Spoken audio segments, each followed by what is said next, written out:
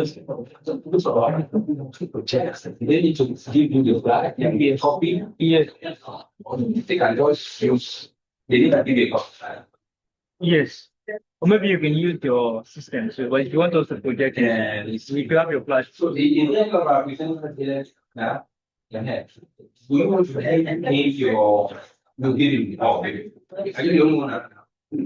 Who else is that?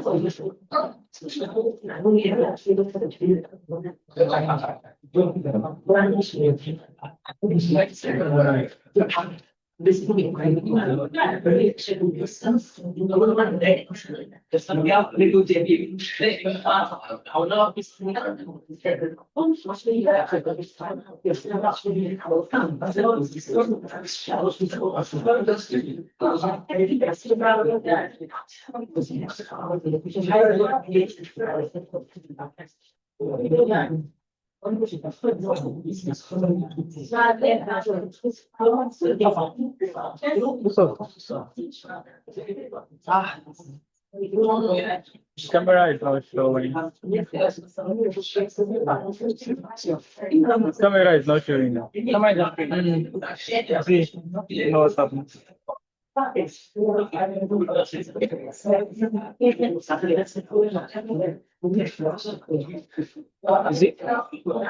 it connected from the system? I can't. What? What time is the session? What's 5 hours? What's 5? What time is the session? You see. Then, so you're good to it's not good yet. So that's what I'm saying. That's what you keep them now.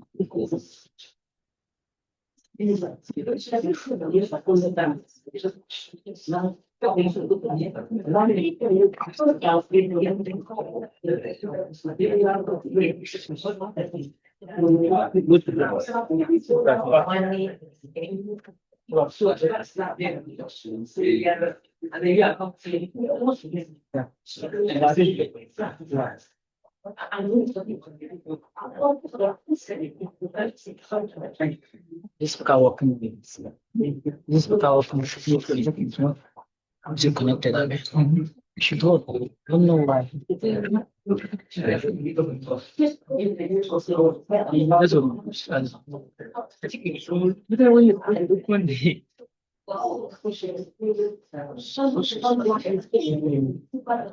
let me have see. There's another was the other issue is this the slide should be purple. Don't yeah, the person I sent it, but I don't know what's happening. Sent it to us. We want to see the yeah, you see it. You should go yeah. Try to open this thing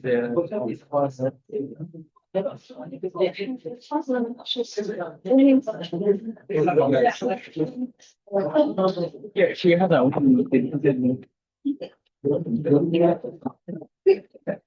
I guess you're saying for the because via email. Yes. Thank you for the because without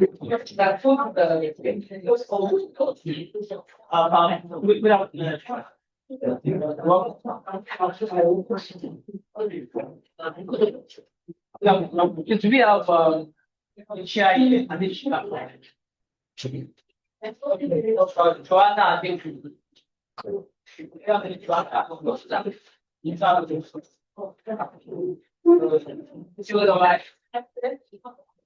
you have any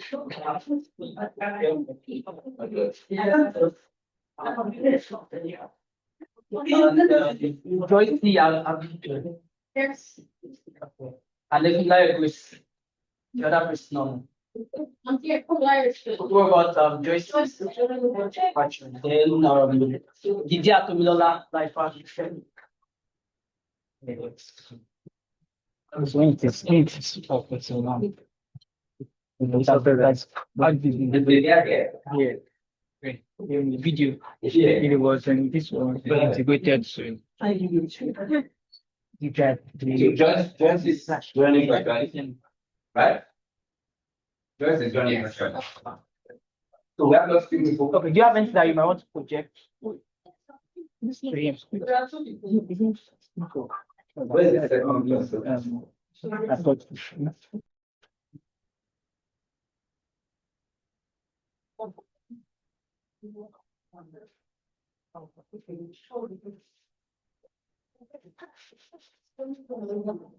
what's the name now?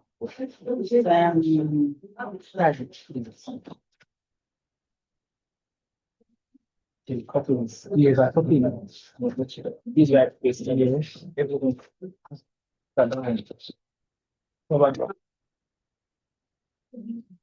Yeah. No gender.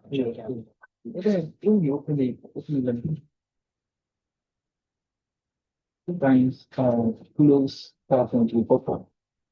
Oh yeah, I understand. So next time so you go to there, I have my own and finally go to my personal position. This is another thing there. Okay. So I'll show you the example. Just show you how. You have to share. This one was yeah, I think yeah, it's been there since I think you just have to put on TV. Gender patriarchy in Nollywood film. This is the part 2. And I'd like to welcome us and say that to assure you that this is going to be a very rigorous and intense panel. I am sure with number one, we have only three guys here. And so I am afraid for my life in terms of the kind of interrogation and intense questioning that some of the papers are going to generate. We have two of our presenters here. We have Dr. Joyce online. Welcome. Dr. Joyce, can you hear us? Can she hear us? Okay. Thank you so much, Prof. Welcome, Ma. We also have Dr. Laifa. I think I see her. Dr. Laifa, welcome. Dr. Laifa, can you hear? Okay, but at least, yeah. We have her. We also have Dr. Etim Theodora. Welcome. And we have Dr. Kuranga. Welcome. So we're going to start off, and I'm going to be inviting Dr. Theodora Etim. So we're going to be having 15 minutes each, and I'm hoping that we will all present, and then we can take questions. I'm going to be very strict with the timing. So 15 minutes, and I'll give you signal. So we'll give a round of applause to Dr. Thank you very much. Good afternoon, everyone.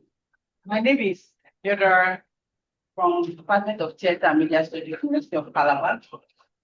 I am going to discuss the topic gender, power, and the subversion of patriarchy in an curricular for vice of successor.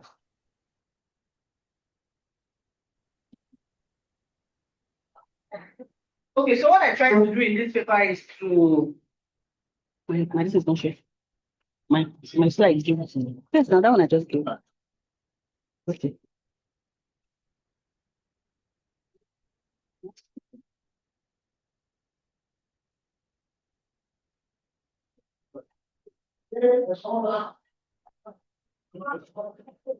So what I did in this paper is to explore how Anikulapo, the movie Anikulapo, Rise of the Scepter, a historical epic that's directed by Kunle Afolayan, how this movie offers something that I consider kind of rare in Nollywood's gender landscape, you know, a female character who isn't just a moral ornament or a passive victim, or I should say, but instead a powerful, politically astute woman who resists, negotiates, and tries to reclaim her space.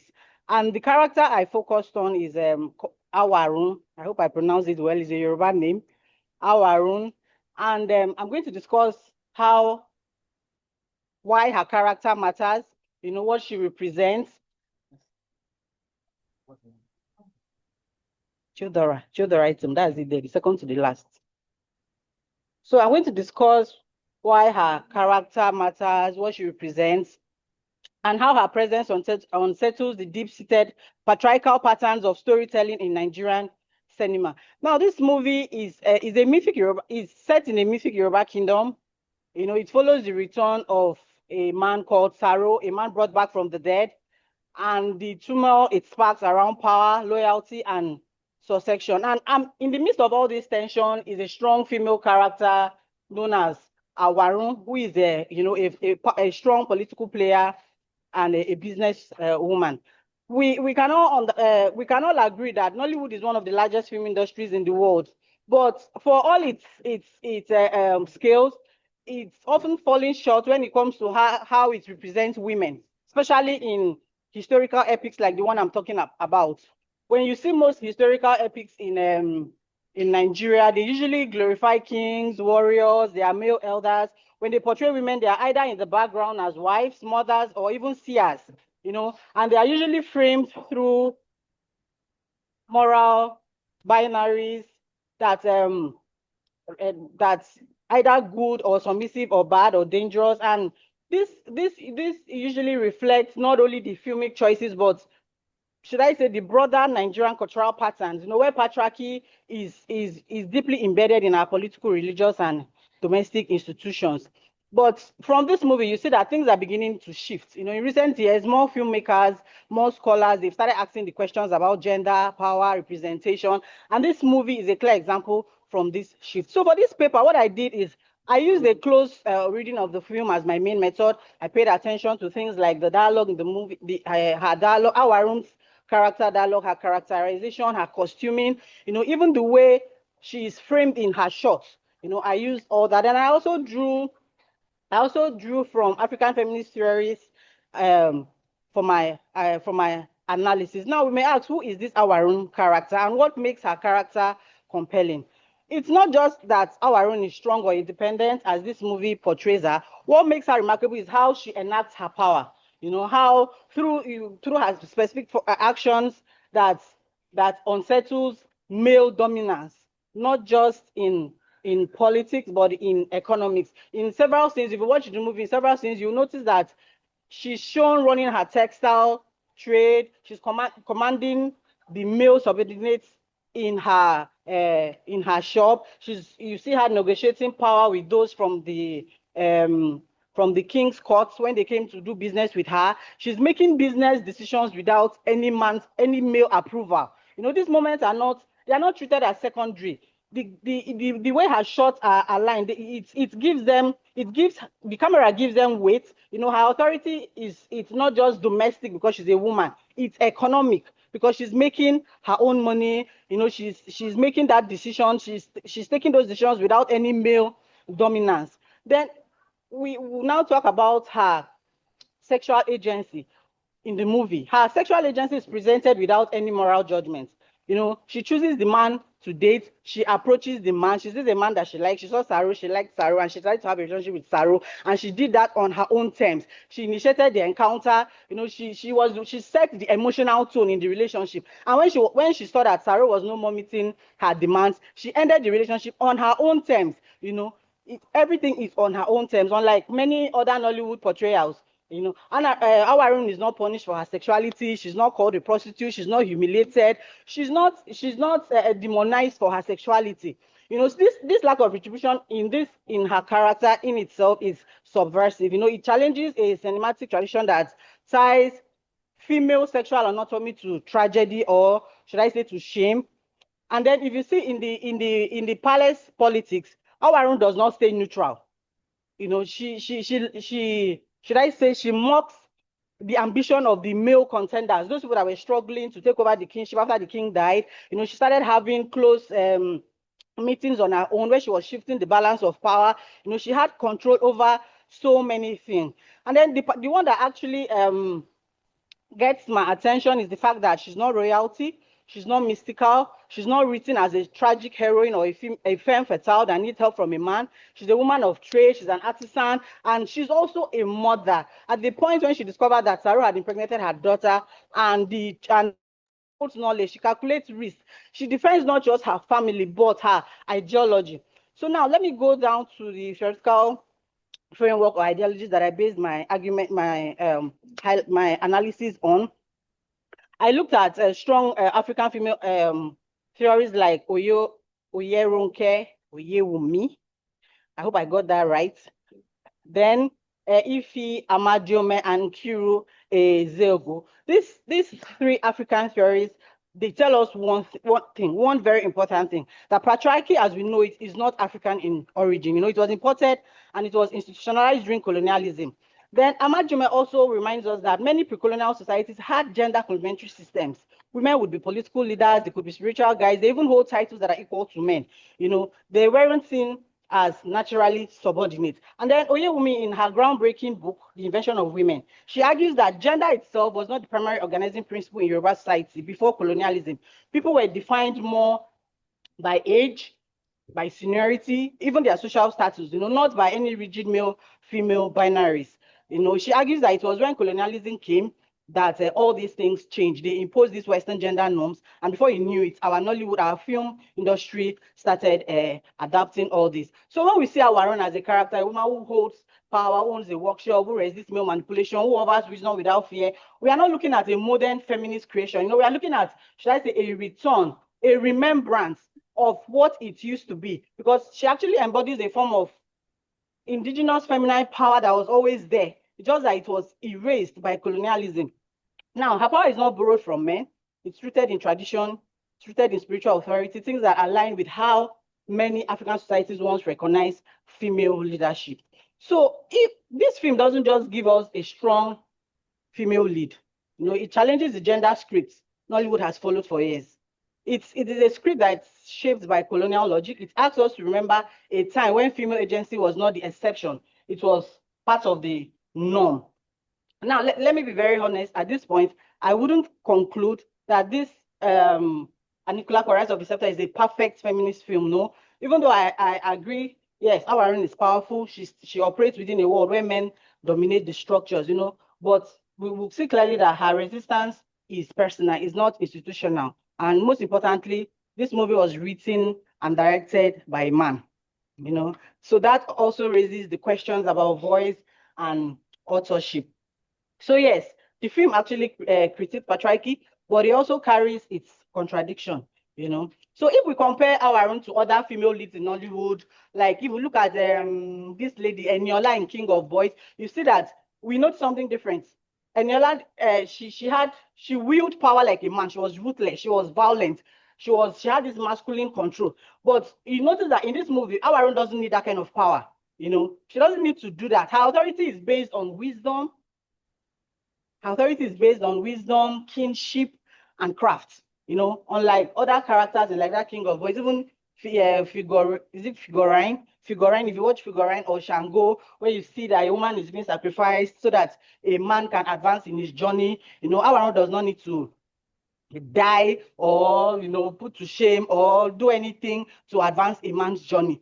She survives everything. She survives, she resists, and most importantly, at the end of everything, she's not punished in any way for it. She succeeds at the end. And so at the end of the day, what does this movie actually offer us? It offers us a woman who leads without begging for space, a narrative that doesn't resolve by trying to silence the woman, a reminder that feminist storytelling isn't foreign to African culture. It is part of our buried history. But it also reminds us that film can't change structural patriarchy, in the sense that we need institutional reforms. We need more women directing, we need more women writing, we need more women funding films, more women producing, and we also need gender-sensitive film schools, and funding models to tell these diverse stories of women from across Nigeria. So our may not be the final answer, but she's a necessary question, and that's why I believe her presence on screen matters. Thank you.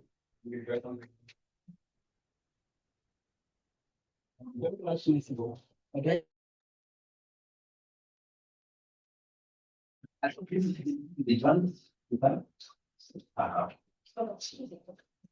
So we have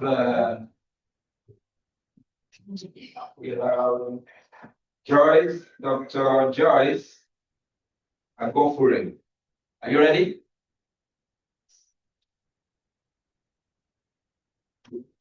Yes. So it's a round of applause for Colonial feminist lens, this work tries to explore the representation of gender dynamics and patriarchal structures in the Nollywood movie Amina, directed by Izu Ojukwu. Okay, so this study examines how the film Amina navigates traditional gender hierarchies and portrays patriarchy within the historical context of the 16th century Zauzau kingdom by examining Amina's character as a resilient protagonist who defies patriarchal limitations through her combat skills, leadership, assertiveness, and tenacity. All right, so the paper tries to look at what gender and patriarchy is, and its focal point is on the contemporary intellectual discussions, of course, where the major themes there are the marginalization of women, and of course, this seems to be the central point of the argument of gender and patriarchy.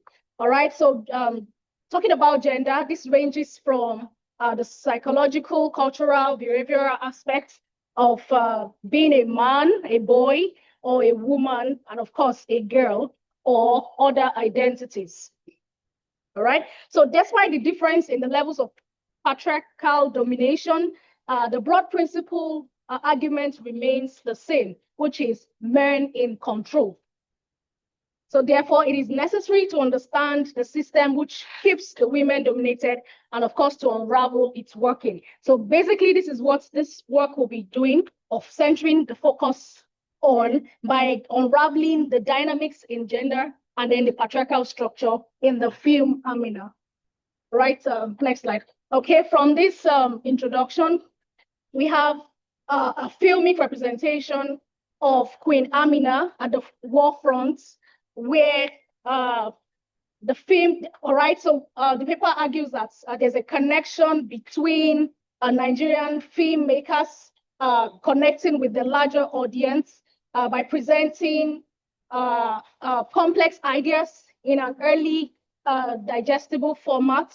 And then we have scholars who have argued on this, such as Godwill and then Mark, who argued that films are representational systems that communicate concepts and feelings in such a way as to enable interpretations of their meanings. All right. The work also hinging on the tenets of the post-colonial feminist theory looks at different existing reviews of the film. And then we have critics like Emmy, who has argued that the impact of the movie on the women leaves a constraint, of course, of expectation, which are imposed on the women in a patriarchal society. Then we also have Vivian, who also argues that describing the movie Amina, she moving a little shift from existing reviews, she argues that the film Amina has described the impact of feminism in an underwhelming portrayal of the legendary Queen Amina. Of course, we also have critics like Daniel, who also explores how women played active roles in politics, mostly through their positions of either being a queen, and then examines all female cast of prominent rulers from various parts of Africa over several centuries.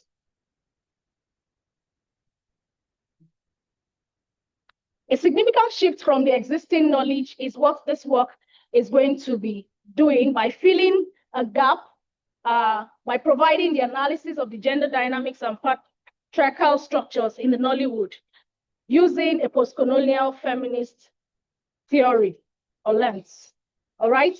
The basic tenets of the post-colonial feminist theory are the intersectionality that is able to divide the role of feminism, emphasizing the role of feminism and its importance, and of course showcases race, class, gender, and sexuality. And then, of course, there's an intersection between these classes, and of course, creates a unique experiences of oppression. And of course, we have cultural representations where the postcolonial feminism examines how women are represented in literature, film, and other cultural forms. And of course, such is what this work is doing right now by examining the gender dynamics and patriarchal structures in the film Amina. All right, a brief historical context of the city, Zauzau. In the 16th century, Zauzau came into limelight, and of course, which is now known as Zaria in Nigeria, was a significant city-state within the Hausa Kingdom, known for its rich cultural heritage, extensive trade networks, and complex socio-political structures. Okay, as a city-state, Zauzau had a centralized authority and that managed local affairs, trade, and defense, with its fortified city serving as a hub for surrounding villages and communities. Analysis of the chapter. Please, can I have just a little? The next slide. Yes, can you play just a little clip?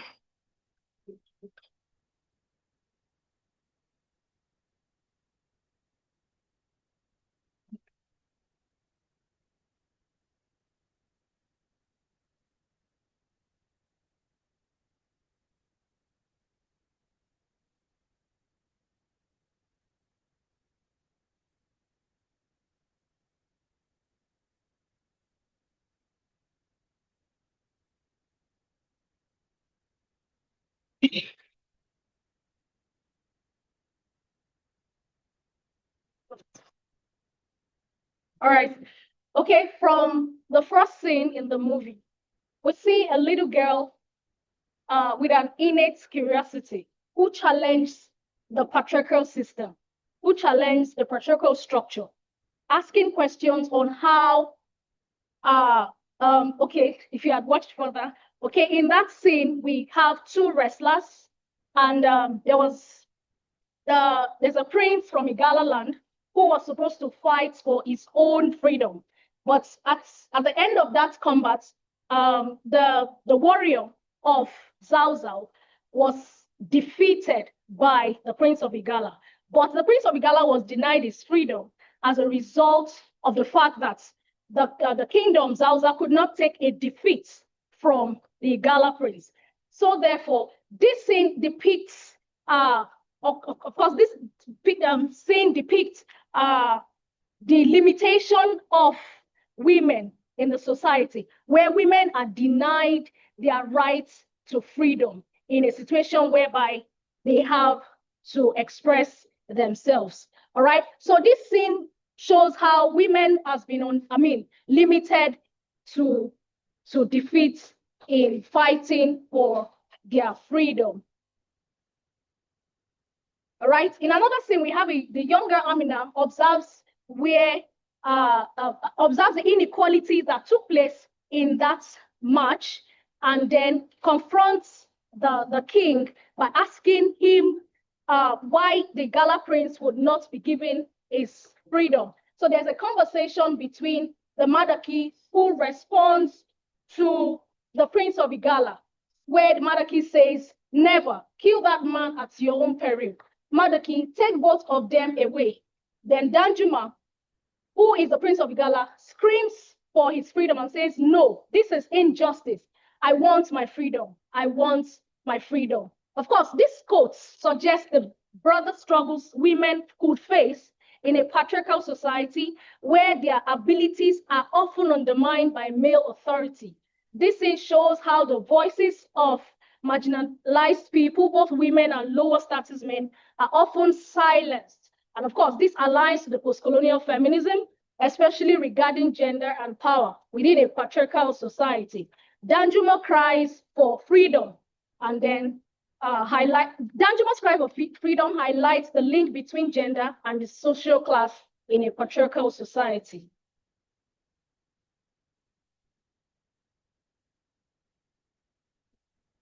Okay, so another scene where we have Amina confronts the Zauzau Council about the prince. Her assertiveness in addressing the council conveys the struggle for women's agency within a patriarchal framework where male authority often overshadows female voices. In a conversation between the Serki and Amina, you have Amina, the Serki telling Amina, "You know better than to interrupt the Zauzau's Supreme Council." And Amina responds by saying, "O son of Zauzau, who reigns in equity, yesterday the prince was denied his right to finish his duel victoriously, and now he must die dishonorably." Now we find women in the society battling with this same situation where their voices are being silenced and they are denied their rights.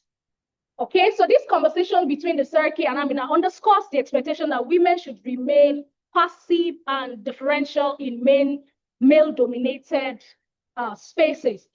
So Amina's action serves as a critique of the patriarchal structures that limit women's participation in the decision-making processes, thereby emphasizing the need for inclusiveness.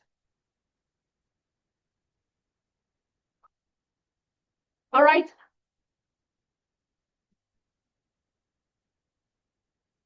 In another scene where we have the assassination of the Serki, which was a shocking development along the line, Amina reaches Amina and she confronts Barda, that is the commander of the Zauza Emir. And then Amina asks, whose decision was it?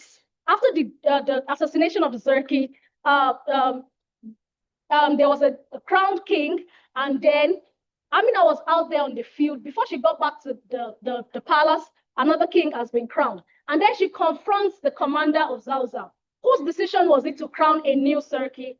And then Bada responds to Amina by saying, no, women has never sat on the throne of Zauzau, and you will not be an exception.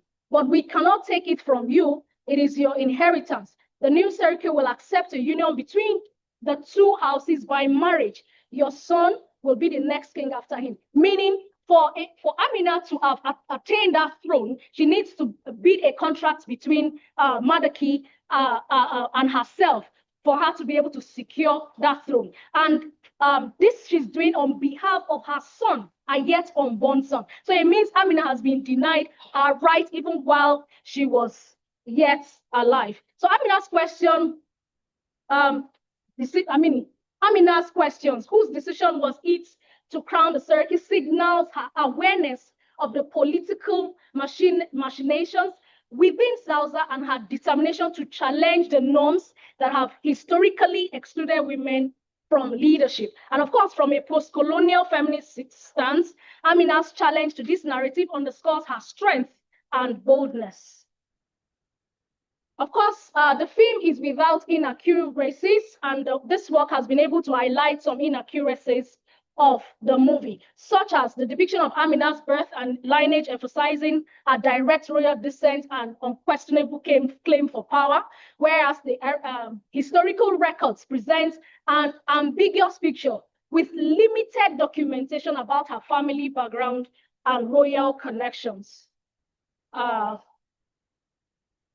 Conclusively, the study has been able to examine the film Amina through the lens of post-colonial feminism to unpack the complexities of gender representation and patriarchal structures. And of course, the film centers on a powerful female protagonist who disrupts the patriarchal norms, and then the film's historical inaccuracies and narrative inconsistencies underscore the differences inherent in authentically depicting female empowerment within the intertwined legacies of patriarchy. Put together, the movie Amina contributes to the virtual conversations about gender and patriarchy representation, thus revealing the potentials and limitations in Nollywood. Thank you very much. I hope we are noting our questions. I think we have our last presenter for today, Dr. Olaifa. Dr. Olaifa, are you ready? Dr. Olaifa? Hello, sir. Yes, sir. Good evening, sir. Please, can you hear me? Yes, we can hear you. You have 15 minutes. Okay. Okay, thank you, sir. I need to share my screen. You can go on now, ma. Okay, sir. Thank you. Okay, good day. I'm Leah Tomilola, presenting on behalf of myself and Dr. Both from Adeleke University, Ede. The topic is faith and fabric, language, religion, and historical revisionism of female representation in Ajire and Amina. Looking at it, we would see that the patriarchal society has over time enhanced the confinement of women to roles that underestimated their values, where their opinions were not even sought. We see that over time, they've also been presented as passive recipients of male authority.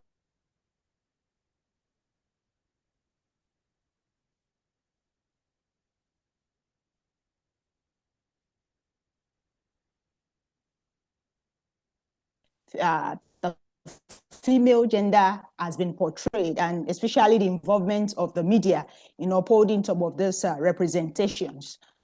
As a result, we see that language, religion, and historiography have been involved in intertwining or shaping the female representation, though this has not received enough attention. We see that the society keeps changing, how history is becoming revised through the same instruments that used to be regarded as women's tool of oppression, how the same instruments are now being used to magnify the voices of women, needs scholarly attention. And that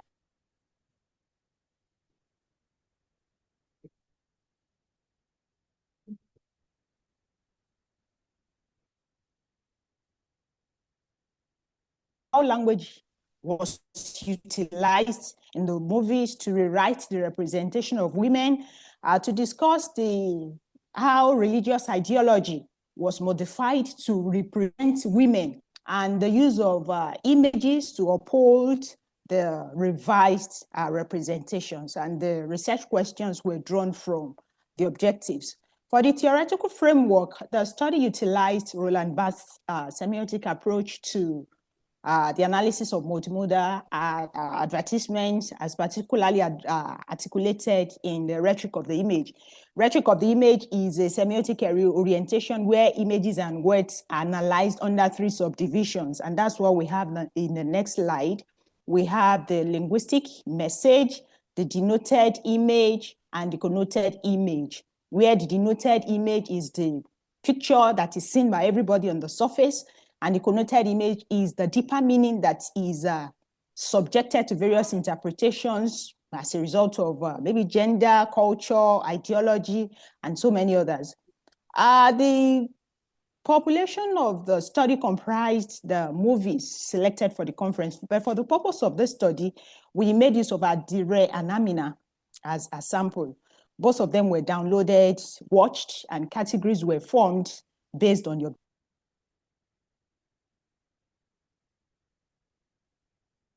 through language. We discovered that Adire, even from the beginning, recognizes the false identity given to her by the name she's called First Lady. She's able to know exactly her place and just identify the fact that it's all false. And later, when the captain finally invites her to attend to a very special customer, her expressions like, "Captain, I'm not in the mood. You are talking about me as if I'm a real human being with my own needs and my own wants. I am your slave." We see that those expressions will show a woman who has a perfect understanding of who she is, but is far from being satisfied.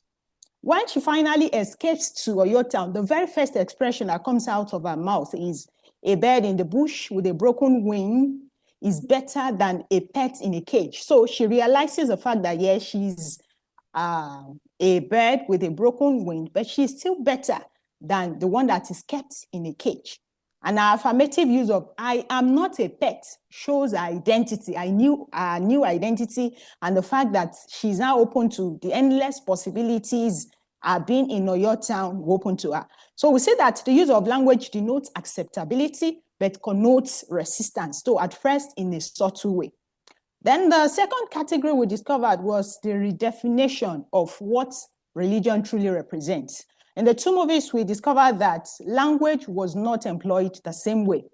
In Adire, initially, we saw the hypocritical nature of fanatical and religious people, where the women, as represented by the pastor's wife, who is expected to provide succor and make people better, becomes the object of oppression, who goes about oppressing individuals, is always right, and oppresses a pregnant girl until she finally dies, without any thought given to the boy who must have put the girl in the same situation.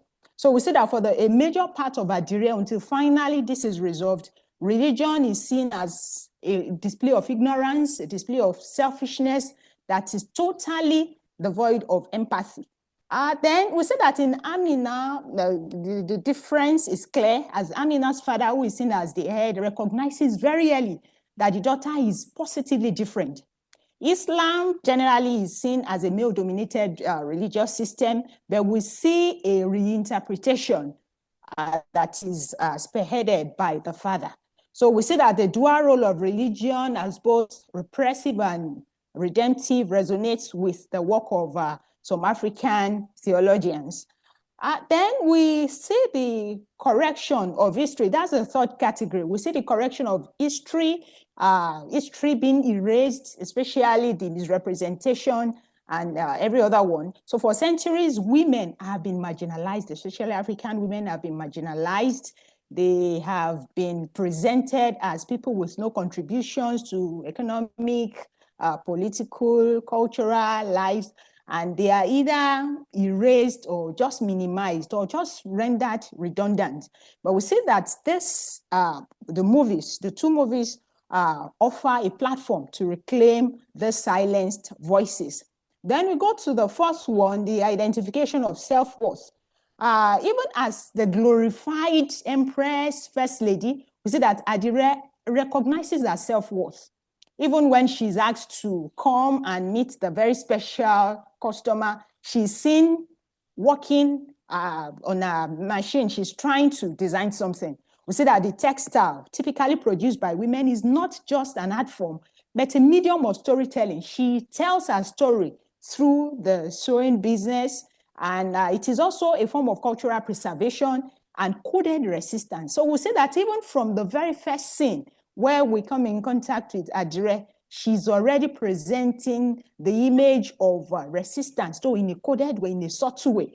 Then we see that when she gets to Oyo town, she's first resisted by the women who, for one reason or the other, become envious of her and co. We see that it is the same craft that finally paves way for her in Oyo town. And it is the same craft that becomes her weapon to win over the women. She's presented as a progressive member of the society. There were several cases in the movie, especially Adire, where people are invited to present. We see that Adire always has something meaningful to contribute. Typically, Adire is a material that is used for clothes, so it becomes a little different when the protagonist uses the same material to design undergarments for the same women. So we see that beauty is presented in a nice way, but in a coded way to still challenge stereotypes, to challenge the patriarchal society. And it is seen as a tool to expand roles. People have become so used to how Adire would just be used for clothes, agbada, buba, and but it is a new thing, like a new era. It is eye-opening that the same material could be used in another way. So Adire here is portrayed as a creative entrepreneur who succeeded in bringing about a revolution. The representation also enlightens the audience. It is able to erase the traditional expectations of gender, especially the feminine gender, that the gender has little or nothing to present. The next slide shows the figure of Adire. We have the machine, simple machine at the middle, and we have the Adire just expanding. In a way, this shows beauty, it denotes beauty, but it connotes endless expectations. So we see that from Adire's simple, the protagonist's simple machine, she's able to produce endless expectations, endless possibilities. And this is really different from the way a woman would ordinarily be presented.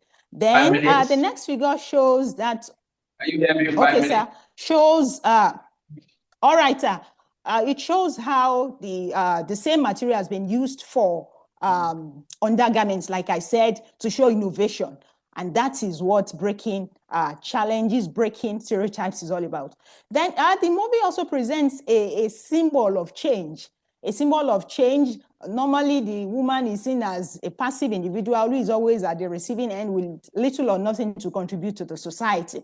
But Adire has been able to break this through crafts.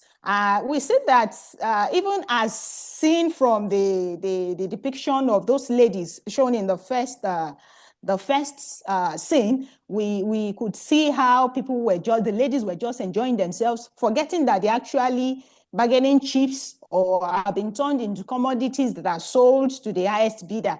We could hear expressions like normal level now, first lady, as per lady, just enjoying themselves, forgetting that they really have nothing to be happy about.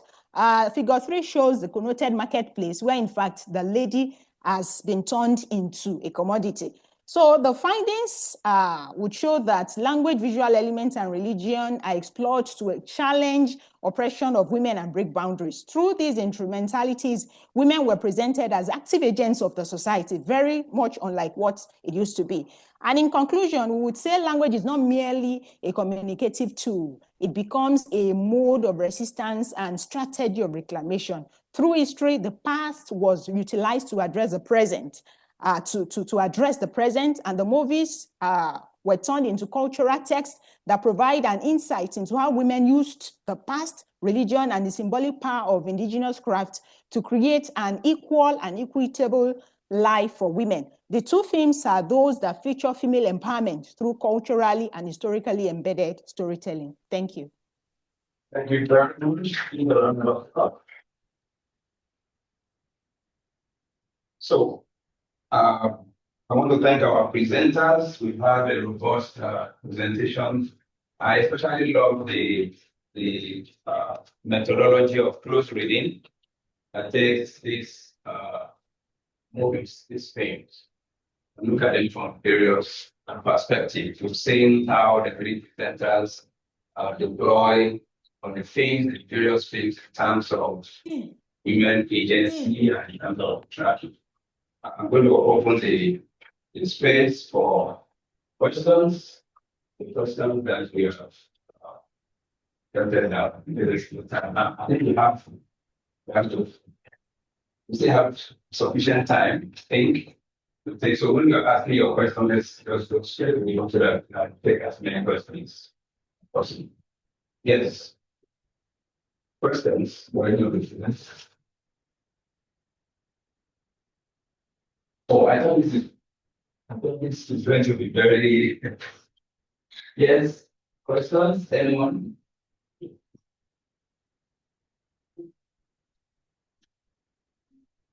I have plenty of questions. Okay, so let me jump start. This question is for everybody, all the presenters. Is post-colonial feminist theory one? Because when we say post-colonial, I think it was Dr. Oranga. I'm not sure whether it's Dr. Etim or Dr. Oranga. I saw that you mentioned fever. Isn't there a wide theoretical difference between, say, fever and, say, Amadi or Oyo?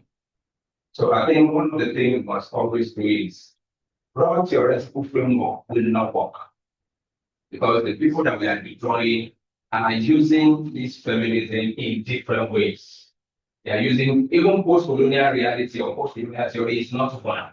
There are so many bewildering theoretical dynamics and arguments that subsume from that post-colonial theory. In fact, you read Spivak very well, she has denied being called a post-colonial theorist. So when we use her, we must be very, very careful. I think our analysis will benefit more when we limit our theoretical framework to specific, for instance, in African feminism, I like nego feminism, and then feminism, number one, recognizes the prevalence of patriarchy, and then also recognizes that it's going to take a long time to undermine patriarchy. So while we are waiting for that time to come, maybe after Jesus has come on, you negotiate. Women negotiate their way through life, through workplace, through religion, through everything. If we take that, then it becomes easier for us. So I would love for the three presenters to respond to that question.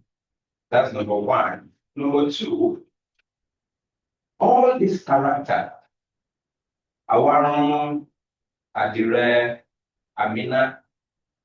So for Dr. Elsie, I wrote here, what would a humanist reading of Awaron look like?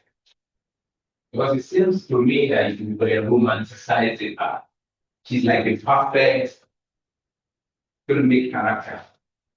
She's not castigated for sexual choices, is not, you know, and all that. I didn't know more confidence than, you know, I read, is a Waro or Amina or Ajireno. If I get Ajireno right, did she not start with some kind of prostitution or something? You know, before she switched into, so should we not read that into her character? Well, but that is also part of that character. Yeah, she was forced into it, but when she got to Oyo, that was the way she started, and that generated resentment from the women before the clothing thing. Should that not also come into the reading of her character?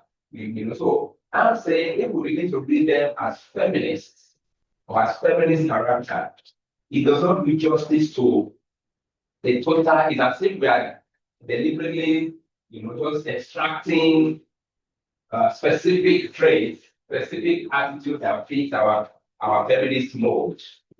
I'm not sure whether Dr. Etty, did you say patriarchy is not Africa? I'm not sure I had that right. Did you say patriarchy is not Africa? Originally. Yes, I was waiting for you to say that. Oyinlonde is one of the most critiqued feminist scholars. African feminist scholars that Yoruba don't do gender. Most people disagree. I disagree. So patriarchy is global. Patriarchy is universal, you know. And again, it goes back to my point about feminism, about African post-colonial African feminism. I've always had that, and this may shock you, I've always had that hypothesis that African feminism generally is too fragmented to make any progress. So patriarchy is one everywhere. There is no African patriarchy, European patriarchy. There is none. Which seems to reinforce the capacity of men to dominate women. Then you have Western feminism, you have radical feminism, you have liberal feminism, you have and even in African feminism, it's not feminism, it's feminism. So to define who a woman is problematic. To define what oppression is problematic. Speaker asked the question, can the subaltern speak? If a woman throws herself on the funeral pyre of the husband, is she oppressed? Can you speak for the woman? You know, so for Dr. Kuranga, the inaugurations, where are they coming from? You are just, I think that was what you are just opposing the historical account of Abina to the filmic account. Should the filmmaker not have the rights, the filmic license to read Abina the way he likes? I mean, people do that. Somebody in the last panel contrasted Pashonuga, the look to House of God. That's beautiful. So in the House of God, the filmmaker decided that this is the way I want to read it. Just the same way that Akinwumi Shola decided to read the Kucheto Anumura in patriarchal sense and subject her to men's opinion and men's aspects. Do you understand? So when you say inaccuracies, are we sure that the historical account is also not inaccurate itself? Because it might be. Every reading of history is ideological. It's from a perspective. And so we are going to ask whose perspective are we coming from that makes the inaccuracies you're identifying inaccuracies. I think maybe some questions can now come. Yes.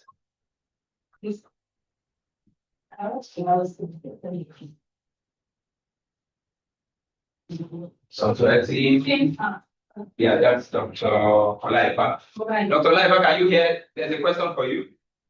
Okay, sir. Yes, I can. You mentioned that the theoretical framework for what is semiotics.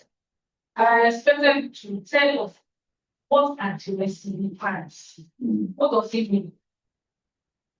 Semiotically, what does actually signify? Sorry, I didn't get that. What does what do? And you read that club. What does it signify? Okay, yeah. Okay, I actually did, but I guess I was trying. Yes, like a craft, a craft. Okay, Please note do I hold on? We'll get back to you. We'll get back to you. Okay. Yes, Gender, power, and social patriarchy and masculinity. Looking at the cultural of the Yoruba, it is a example for the man, family calling woman, for approaching man. If you look at the Warren character, you see that the issue is the other way around. Will you say a Warren is a sexual travel who was used, who uses body and economic power to attract men? that's for the person, right? Any other person, please? Yes. Our characters for fancy. Our character, how it is okay. So what picture should you have? Because from our perspective, the actions in the change that's not in the social, that's so powerful. So how please?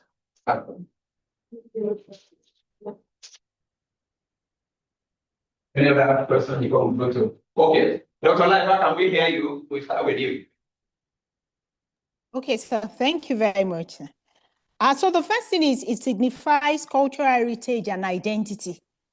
We know that typically women are known with this material. They produce materials and co. So it signifies cultural heritage. It signifies identity. It gives a kind of identity to the woman. But in a way, it does not box the woman into a corner, because the same adire that has always been used, like I said, for the design of the usual material, buba and iru and co, is now used by the protagonist to produce undergarments.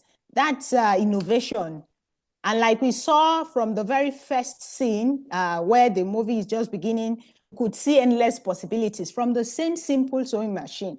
So that shows the world of what the world stands to gain from innovation, or from becoming opening up to endless possibilities and breaking stereotypes.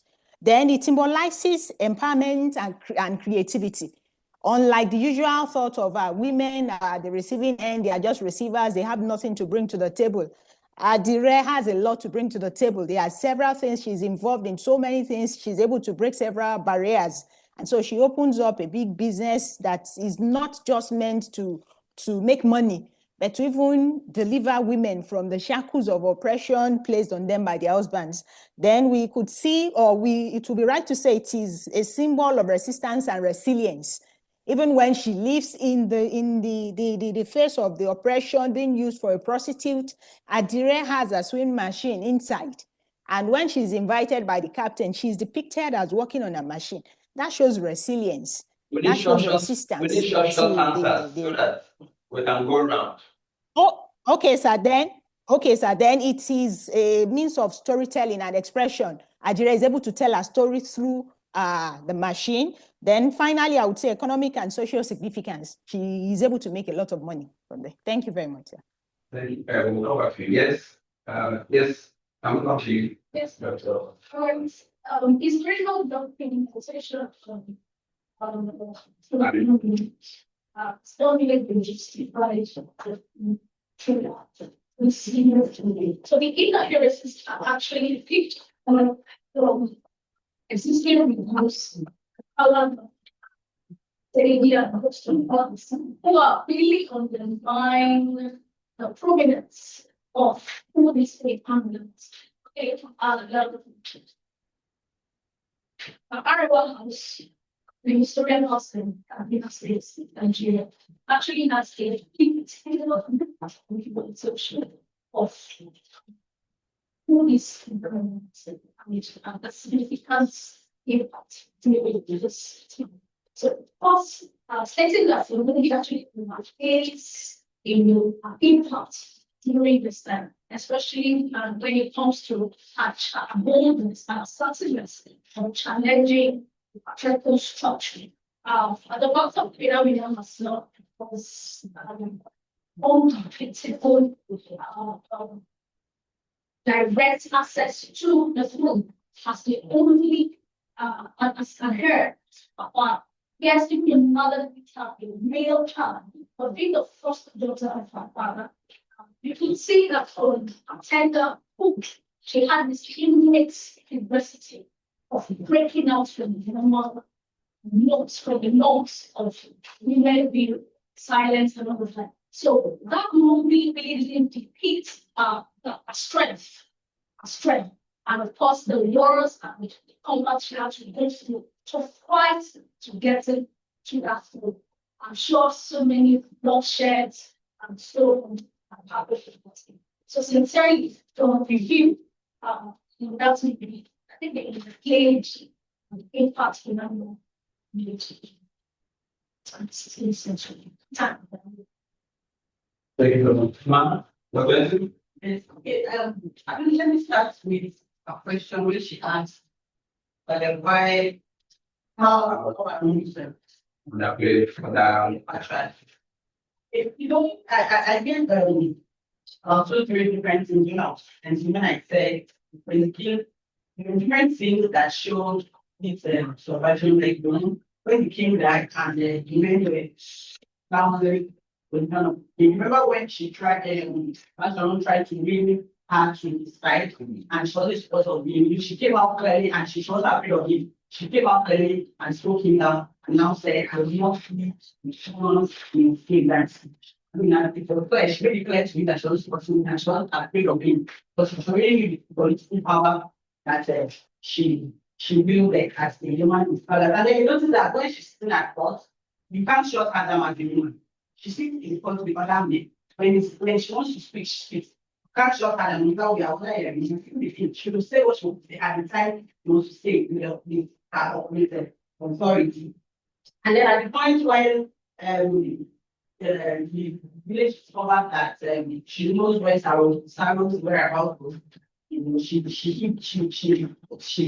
refused that husband Sarah was hiding, and she wasn't scared about the consequences or whatever questions of get started. She looked around because she was protecting, especially her grandchild, because the daughter was pregnant from Sarah's home. So I think all those things actually do put them together and put the trends, things that should.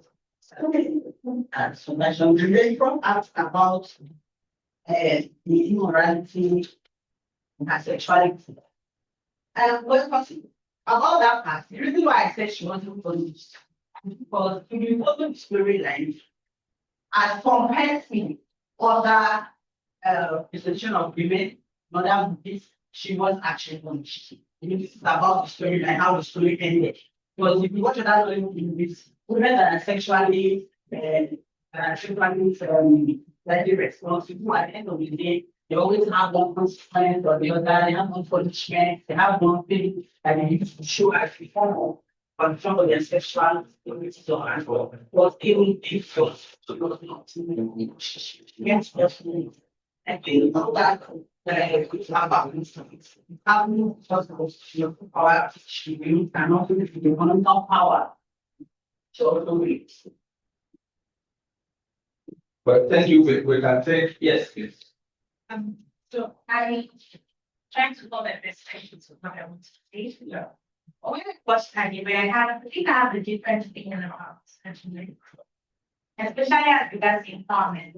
I'm saying this because I kind of saw someone who wanted to almost over pictures and who had something that would never happen. But then it ended up being like a bonanza because she did not actually sell these things to these people, but she dashed them, was like gifting them. And in turn, these people became the liberation for them actually, because it was more like enticing their husband to them. And to me, I think it's pointing to a trend which we notice now. I not really fit into what I'm saying, where there's the idea of emphasis on identification. So attract. You need to make yourself attractive. Like you wonder why celebrities do BBL, all this enhancement, and it's not so clear, but it can be related, where someone whose husband does not look at her suddenly buys gets not fine, gets their revenge on this, and then becomes so attractive to the husband. Then this means that everyone now wants their revenge on this. They don't buy it, remember, they get it as gifts. And then I'm questioning, if it's empowerment, how do you get empowered by gifting something you're doing? That's a product to self, but it's gifted to them. So I have a clause with if she was truly financially empowered. Because I felt that what I was expecting was where women will be introduced to this, like a trade. People are sewing, so they are getting their freedom from, let me get something sustainable and support my husband. But then it doesn't come that it's really going back to objectification and sexual enticement. I like that. I hope, Dr. Laifa, video, I hope you are following. I am, sir. Though the network was initially unstable, but I got part of what she said. Because she just provided the perspective that is powerful, I think. Yes. So yes. I mean, my question is for I always say but basically the further So I was having that able to reject Cyril Dominance, considering the fact that she's a mother and there's a strong what is called religious as against women talking to the society. I was able to check To use the power. I see. Was it easy for her? It wasn't. And where we have other characters, not, I don't know, we have other characters, not raising their voices. We have people supporting her. Yes, from the movie, there's this slave girl that's Dangerous Fearless System, right? Who are first enslaved in Salvador.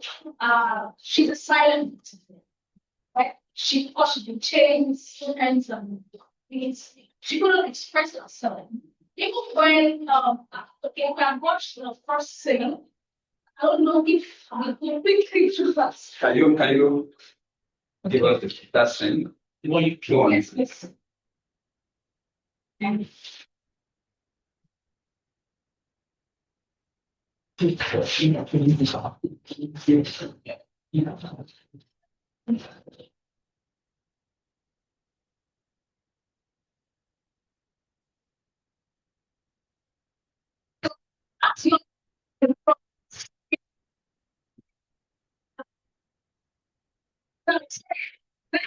you. So you could see that she has a position right slightly apart. Yeah.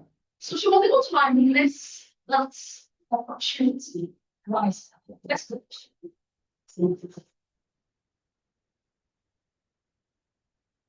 It's an ongoing combat between schools. Getting their freedom.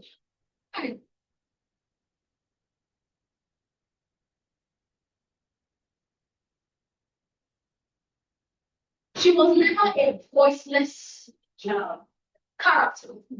She was never a voiceless, right? From, like I said, she had that infinite voice, that tenacity. All right, she was able to harness it. She was able to maximize it. Okay, fight for the child. Okay, there's a scene in the movie that depicts that our destiny was actually meant. Okay, there was a foretold destiny. Who was actually going to liberate our people from the influence of dominant Africa. Okay, and Amina, along through her journey, was able to outrightly carry out the, I don't want to say the foretold destiny, but it came to be. This is where.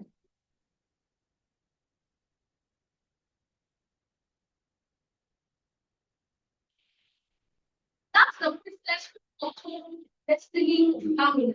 Now, let me know that that same princess was banned from this community in the process of trying to bear her voice. And that was her foretelling, right from the ground, she had to foretell the destiny of this child. Because of that, that woman was banned to an island, to the exile, yes. All right, alone in the mountains, because she tried to air her voice. But instead, I'd like to say, is it fate now that worked in line with Amina's practicing that? I mean, allow her to be able to cross the hurdles of the patriarchal society in which she found herself in. That's it.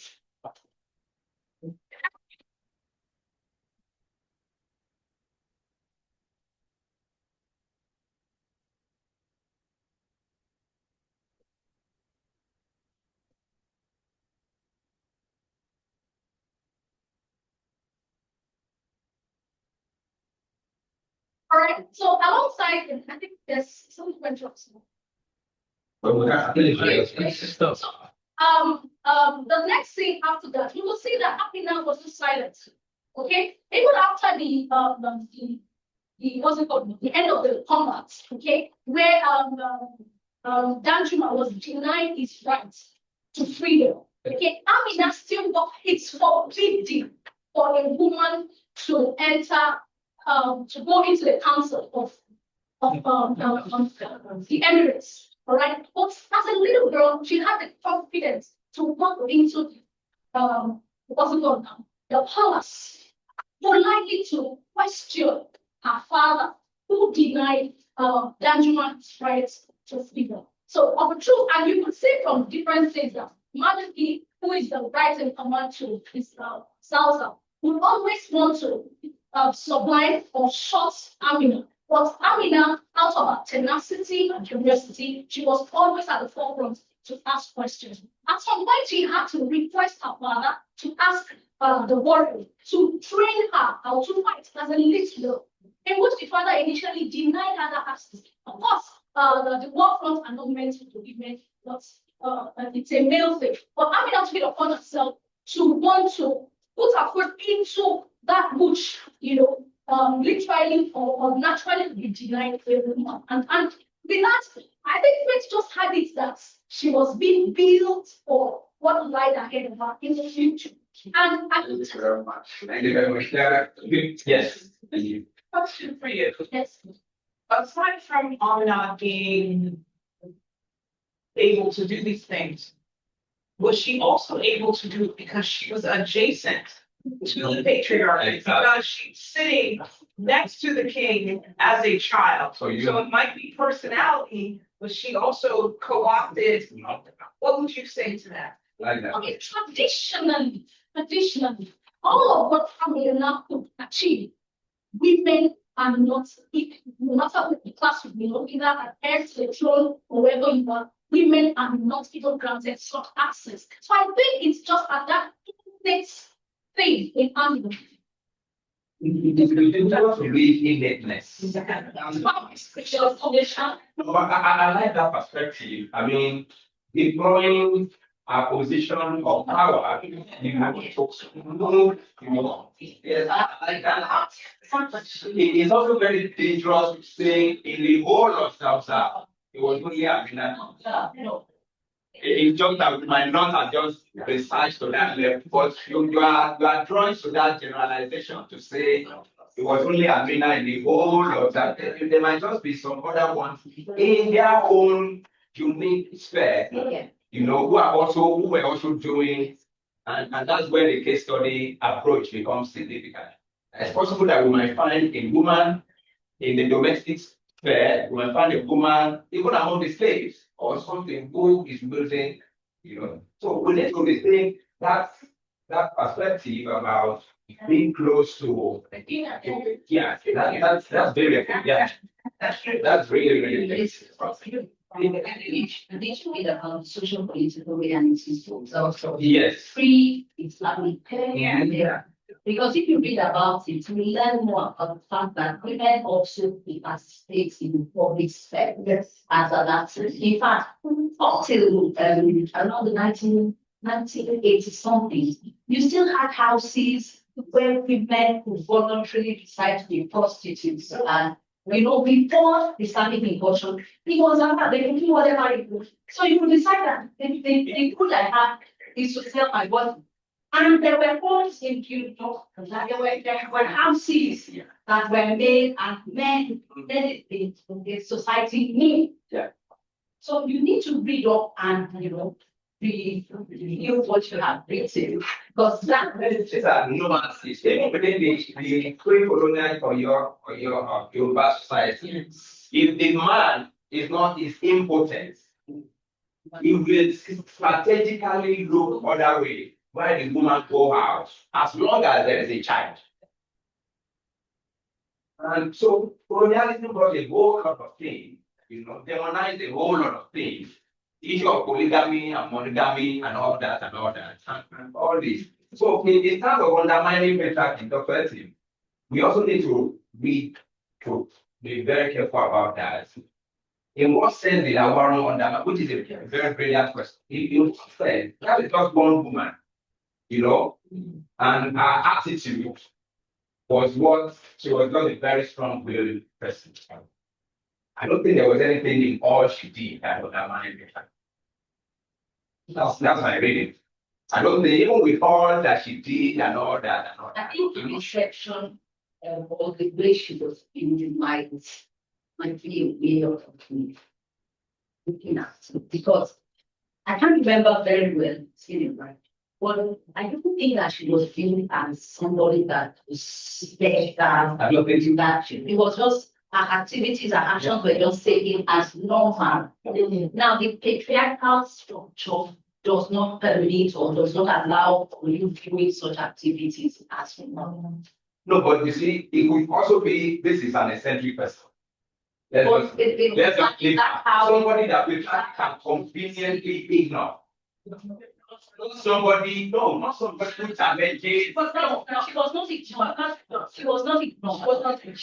She was part and parcel. Yeah. So the fact that there was no outcry against her is where I think you can. Yes, please. And then Professor, I read her character, her costuming, Yes. her visualization, that throughout the movie, her choice. We give her this authority. And then you notice that, Yes. Then you notice that most of the females in court, we had the shimmering costumes, that made their faces out of being a pink. Yeah. But our those costumes were so very they had the cherry colors, not color colors in one way to attract the man, but to tell the man I'm being starting to defend this. Thank you. Dr. Life, do you have a comment for us? Yes, sir. Thank you very much. I would like to respond to the issue of empowerment. Okay, so I would say empowerment is more than making money. Empowerment is more than making money. We see that the women in the movie Ajire were exposed to several aspects of empowerment, cultural empowerment, skill development and creativity, so many, community solidarity and everything. They needed that LD revolution of their mentality. And that was what Ajire was able to provide. Then initially, that was what it looked like. Yes, that was what I felt initially when I watched the movie until I watched again. We see that, yes, initially it looked like she was sleeping. She was going to sleep with her husbands, but I guess she just needed something to tease them with and gain their attention. Because finally, the same idea was used to help the same women to save their husbands.